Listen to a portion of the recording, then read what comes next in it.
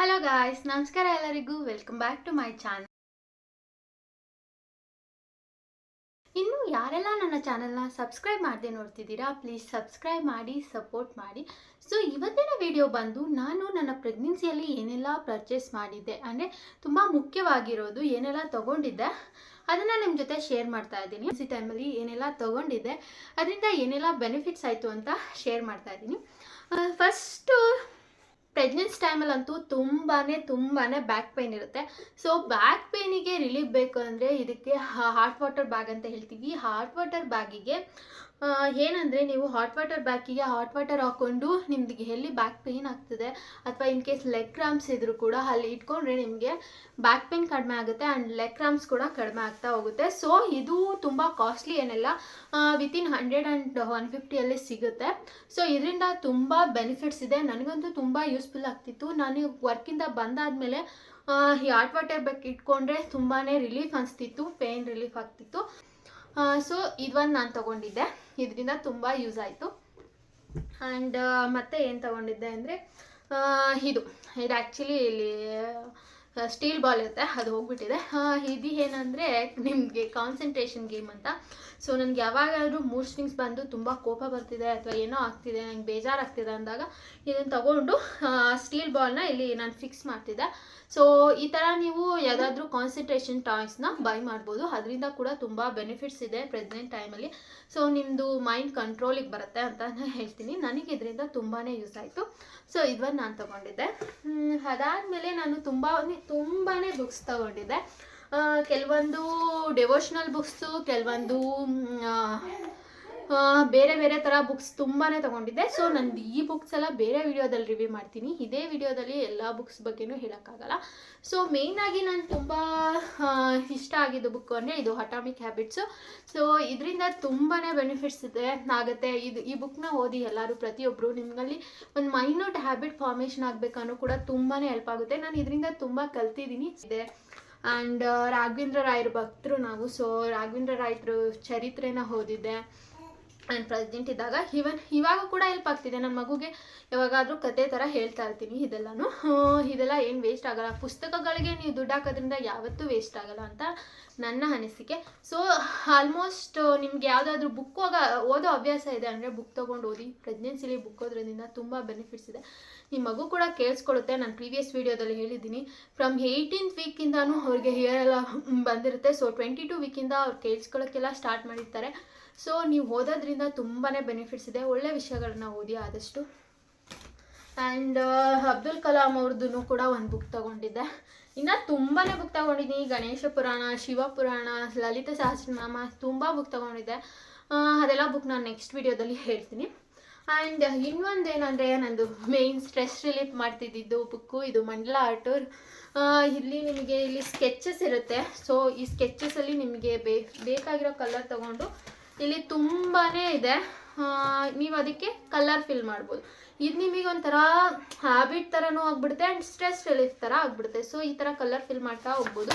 ನಾನು ತುಂಬಾ ಕಲರ್ಸ್ನ ಫಿಲ್ ಮಾಡಿದ್ದೀನಿ ನಾನು ಡ್ಯೂರಿಂಗ್ ಪ್ರೆಗ್ನೆನ್ಸಿ. ನನಗೆ ಯಾವಾಗೆಲ್ಲ ಬೇಜಾರಾಗುತ್ತೆ ಅವಾಗೆಲ್ಲ ಕಲರ್ಸ್ ಫಿಲ್ ಮಾಡ್ತಿದ್ದೆ. ನೋಡಿ, ಈ ಥರ ನಿಮಗೆ ಬೇಕಾದ ಕಲರ್ ಇದೆ ಹಾಕಬೇಕು, ಅದೇ ಆಗಬೇಕು ಅಂತಿಲ್ಲ. ನಿಮಗೇನು ಅನಿಸುತ್ತೆ ನಿಮ್ಮ ಮೈಂಡಿಗೆ ಆ ಕಲರ್ ಹಾಕೊಂಡು ಫಿಲ್ ಮಾಡ್ಬೋದು. ಸೊ ಇದರಿಂದ ನಿಮ್ಮದು ಮೈಂಡ್ ರಿಲೀಫ್ ಅನಿಸುತ್ತೆ, ಸ್ಟ್ರೆಸ್ ಇದ್ದರೆ ರಿಲೀಫ್ ಆಗುತ್ತೆ. ಆ್ಯಂಡ್ ಇದು ಕೂಡ ತುಂಬಾ ಬೆನಿಫಿಟ್ ಆಯಿತು ಅಂತಲೇ ಹೇಳ್ಬೋದು. ಆ್ಯಂಡ್ ಇನ್ನೊಂದೇನೆಂದರೆ ಪ್ರೆಗ್ನೆನ್ಸಿ ಪಿಲ್ಲೋ. ಇದು ನಾನಿಲ್ಲಿ ಫೋಟೋನೂ ಹಾಕಿದ್ದೀನಿ, ನೋಡ್ಕೊಳ್ಳಿ. ಇದು ಪ್ಯಾಕ್ ಮಾಡಿ ಇಟ್ಟಿದ್ದೀನಿ, ಇವಾಗ ಯೂಸ್ ಮಾಡ್ತಿಲ್ವಲ್ಲ. ಸೊ ಈ ಪ್ರೆಗ್ನೆನ್ಸಿ ಪಿಲ್ಲೋ ಅಂತೂ ನನಗೆ ತುಂಬಾ ಹೆಲ್ಪ್ ಮಾಡಿದೆ. ನಾನು ಕಂಫರ್ಟಬಲ್ ಆಗಿ ನಿದ್ದೆ ಮಾಡೋಕ್ಕಂತೂ ಈ ಪ್ರೆಗ್ನೆನ್ಸಿ ಪಿಲ್ಲೋ ತುಂಬಾ ಹೆಲ್ಪ್ ಮಾಡಿದೆ ಅಂತಲೇ ಹೇಳ್ಬೋದು. ಸೊ ಇದ್ರದ್ದು ಲಿಂಕ್ ಯಾರಿಗಾದರೂ ಬೇಕಂದರೆ ಕೇಳಿ, ನಾನು ಕಮೆಂಟಲ್ಲಿ ಕೇಳಿ ನಾನು ನಿಮಗೆ ಶೇರ್ ಮಾಡ್ತೀನಿ. ಇದು ಕೂಡ ನನಗೆ ತುಂಬಾ ಹೆಲ್ಪ್ ಮಾಡಿದೆ ಪ್ರೆಗ್ನೆನ್ಸಿ ಪಿಲ್ಲೋ. ಆ್ಯಂಡ್ ನೆಕ್ಸ್ಟ್ ನಾನು ಏನು ತೊಗೊಂಡಿದ್ದೆ, ಸ್ಟ್ರೆಚ್ ಮಾರ್ಕ್ ಕ್ರೀಮ್. ಇದು ನಾನು ಯೂಸೇ ಮಾಡಿಲ್ಲ ನೋಡಿ, ಸ್ವಲ್ಪ ಇದೆ. ಯೂಸ್ ಮಾಡ್ತಿದ್ದೆ ಸ್ಟಾರ್ಟಿಂಗಲ್ಲಿ.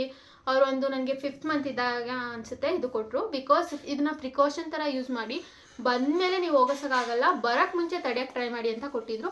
ನಾನು ಹಚ್ತಾ ಇದ್ದೆ, ನನಗೇನು ಡಿಫ್ರೆನ್ಸ್ ಅನಿಸ್ತಾ ಇರಲಿಲ್ಲ. ಆ್ಯಂಡ್ ಸ್ಟ್ರೆಚ್ ಮಾರ್ಕ್ ಬಂದಾದಮೇಲೆ ಏನು ಯೂಸ್ ಇಲ್ಲ ಅಂತ ಹೇಳಿದ್ದಾರೆ. ಆ್ಯಂಡ್ ನಂದು ಕಾಲೇಜಲ್ಲಿ ಕೊಲಿಗೆ ಹೇಳಿದರು, ಕೋಕೋನಟ್ ಆಯಿಲ್ ಅಪ್ಲೈ ಮಾಡು, ಅದರಿಂದ ಬೆನಿಫಿಟ್ಸ್ ಇದೆ ಅಂತ. ಸೊ ನಾನು ಅದನ್ನು ಅಪ್ಲೈ ಮಾಡ್ತಿದ್ದೆ ಎವ್ರಿ ನೈಟು ಮಲ್ಕೊಬೇಕಾದ್ರೆ. ಇದನ್ನು ಯೂಸ್ ಮಾಡಿದ್ದೀನಿ. ಇದು ಬಂದು ಲುಸಿಯರಾ ಕ್ರೀಮ್ ಅಂತ, ಯಾರಿಗಾದರೂ ನಿಮಗೆ ಬೇಕಂದರೆ ತಗೊಂಡು ಯೂಸ್ ಮಾಡ್ಬೋದು. ಇದರಿಂದ ಬೆನಿಫಿಟ್ಸ್ ಇರುತ್ತೆ, ಬಟ್ ನಾನು ಇದನ್ನು ಅಪ್ಲೈ ಮಾಡ್ತಿರ್ಲಿಲ್ಲ. ಒಂದು 2 ಮಂತ್ಸ್ ಮಾಡಿದೆ ಅಷ್ಟೇ, ಅದಾದಮೇಲೆ ಮಾಡಿಲ್ಲ. ನೋಡಿ ಇನ್ನೂ ಹಾಗೆ ಇದೆ. ಅದಾದಮೇಲೆ ಇನ್ನೇನು ತೊಗೊಂಡಿದ್ದೆ, ಅದಾದಮೇಲೆ ಲಾಸ್ಟ್ ಟ್ರೈಮಿಸ್ಟರ್ ಬಂದಾದಮೇಲೆ ನೋಡಿ mom to be dad to be dress ತೊಗೊಂಡಿದ್ದೆ. ಇದನ್ನು ಆನ್ಲೈನಲ್ಲಿ ಬುಕ್ ಮಾಡಿ ತೊಗೊಂಡಿದ್ದೆ. ಇದು ಫೋಟೋಶೂಟಿಗೆ ಅಂತ ತೊಗೊಂಡಿದ್ದು. Mom to be dad to be T shirts ಇದನ್ನು ತೊಗೊಂಡಿದ್ದೆ. ಆ್ಯಂಡ್ ಬೇರೆ ಬೇರೆ ಡ್ರೆಸ್ ಎಲ್ಲ ತೊಗೊಂಡಿದ್ದೆ. ಮೇನ್ ಇಂಪಾರ್ಟೆಂಟಾಗಿ ಇದು ತೊಗೊಂಡಿದ್ದೆ. ಆ್ಯಂಡ್ ಇದು ಒಂದು ಕಿಟ್ ತೊಗೊಂಡಿದ್ದೆ ಫೋಟೋಶೂಟಿಗೆ ಅಂತ. Little one, his boy, dad, ಮಾಮು, ಈ ಥರ ತುಂಬ ಸ್ಟಿಕ್ಕರ್ಸ್ ಇದೆ ಇದರಲ್ಲಿ. ಎಲ್ಲೋ little one, baby girl, baby boy ತುಂಬಾ ಇದೆ. ಸೊ ಇದೆಲ್ಲ ತೊಗೊಂಡಿದ್ದೆ ನಾನು. ಆ್ಯಂಡ್ ಶೂಸ್ ಕೂಡ ತಗೊಂಡಿದ್ದೆ ಫೋಟೋಶೂಟಿಗೆ ಅಂತ. ಇಲ್ಲಿ ನೋಡಿ, ಇಲ್ಲೂ ಒಂದು ಫೋಟೋ ಇದೆ, ನಾನು ಫೋಟೋಶೂಟ್ ಮಾಡಿಸಿದ್ದು ಬೇಬಿದು ಶೂ ಇಟ್ಕೊಂಡು. ಆ್ಯಂಡ್ ಫೋಟೋಶೂಟಿಗೆ ಅಂತ ಒಂದು ಗರ್ಲ್ ಬೇಬಿ ಡ್ರೆಸ್ ತೊಗೊಂಡಿದ್ದೆ. ಇಲ್ಲಿ ನೋಡಿ ಎಷ್ಟು ಕ್ಯೂಟಾಗಿದೆ. ಆ್ಯಂಡ್ ಒಂದು ಬಾಯ್ ಬೇಬಿ ಡ್ರೆಸ್ ತೊಗೊಂಡಿದ್ದೆ. 2 ರೆಡ್ಡೇ ತೊಗೊಂಡಿದ್ದೆ. ಆ್ಯಂಡ್ ಇವಾಗ ನನಗೆ ಬಾಯ್ ಬೇಬಿ ಆಗಿದ್ದಾನೆ. ಈ ಡ್ರೆಸ್ ಎಲ್ಲ ಹಾಕಿ ಅವನಿಗೆ ಫೋಟೋಶೂಟು ಕೂಡ ಮಾಡಿದ್ದೀನಿ. ಆ್ಯಂಡ್ ಇಲ್ಲಿ ನೋಡಿ, ಇದು ಒಂದಷ್ಟು ಕ್ಲಾತಸ್ಸು ನಿಮಗೆ ಪ್ರೆಗ್ನೆನ್ಸಿ ಟೈಮಲ್ಲೂ ನೀವು ಲೂಸ್ ಕ್ಲಾತ್ ಯೂಸ್ ಮಾಡಬೇಕು. ಆ್ಯಂಡ್ ನಿಮಗೆ ಡೆಲಿವರಿ ಟೈಮಲ್ಲೂ ಫೀಡಿಂಗ್ ಕ್ಲಾತ್ ಬೇಕಾಗುತ್ತೆ. ಸೊ ನಾನು ಫಸ್ಟೇ ತೊಗೊಂಡ್ಬಿಟ್ಟಿದ್ದೆ. ಇದು ಜಿಪ್ಲೆಸ್ ಫೀಡಿಂಗ್ ಡ್ರೆಸ್ಸು ಚೆನ್ನಾಗಿದೆ, ತುಂಬಾ ಕಂಫರ್ಟಬಲು. ಈ ಥರ ಸುಮಾರು ಡ್ರೆಸ್ ತೊಗೊಂಡಿದ್ದೀನಿ. T shirt zipless feeding status. ಇವಾಗ ನೀವು ತುಂಬ ಯಾರ್ಯಾರ ಮಧ್ಯೆ ಇದ್ದಾಗಲ್ಲ ಆ ಥರ ಫೀಡ್ ಮಾಡೋಕ್ಕಾಗಲ್ಲ. ಆ್ಯಂಡ್ ಡೆಲಿವರಿ ಟೈಮಲ್ಲಿ ಸಡನ್ನಾಗಿ ತೊಗೊಳಕ್ಕಾಗಲ್ಲ ಅಂತ ಮುಂಚೆನೇ ತೆಗೆದಿಟ್ಕೊಂಡಿದ್ದೆ. ನೋಡಿ ಈ ಥರ ಫೀಡಿಂಗ್ ಡ್ರೆಸ್ ತೊಗೊಂಡಿದ್ದೆ. ಫೀಡಿಂಗ್ ಟಿ ಶರ್ಟ್ಸು ಕೂಡ ತೊಗೊಂಡಿದ್ದೆ. ಯಾರಿಗಾದರೂ ಲಿಂಕ್ ಬೇಕು ಅಂದರೆ ಹೇಳಿ ಕೊಡ್ತೀನಿ. ಆ್ಯಂಡ್ ನೆಕ್ಸ್ಟ್ ನಾನು ಇನ್ನೇನು ತೊಗೊಂಡಿದ್ದೆ ಗೊತ್ತಾ, ಇದು ಒಂದು ಬೇಬಿ ಕ್ಯಾರಿಯರ್. ಸೊ ಆಗುತ್ತೆ ಅಂತ ಇದನ್ನು ತೊಗೊಂಡಿದ್ವಿ. ಆಮೇಲೆ ಡೆಲಿವರಿ ಆದಮೇಲೆ ತುಂಬ ಏನೇನೋ ತೊಗೊಂಡಿದ್ವಿ, ಅದನ್ನು ನೆಕ್ಸ್ಟ್ ವಿಡಿಯೋದಲ್ಲಿ ಶೇರ್ ಮಾಡ್ತೀನಿ. ಇದು ಇಷ್ಟು ಇಂಪಾರ್ಟೆಂಟಾಗಿ ನಾನು ನನ್ನ ಪ್ರೆಗ್ನೆನ್ಸಿ ಟೈಮಲ್ಲಿ ತೊಗೊಂಡಿದ್ದು. ಇದೆಲ್ಲ ತುಂಬ ಯೂಸ್ಫುಲ್ ಆಯಿತು. ಆ್ಯಂಡ್ ಫ್ಲಾಶ್ ಸ್ಲೀಪರ್ ತೊಗೊಂಡಿದ್ದೆ. ಇದೊಂದು ಟಾಯಿ ನನ್ನ ತಮ್ಮನ ಹತ್ರ ಇಸ್ಕೊಂಡು ಬಂದಿದ್ದೆ.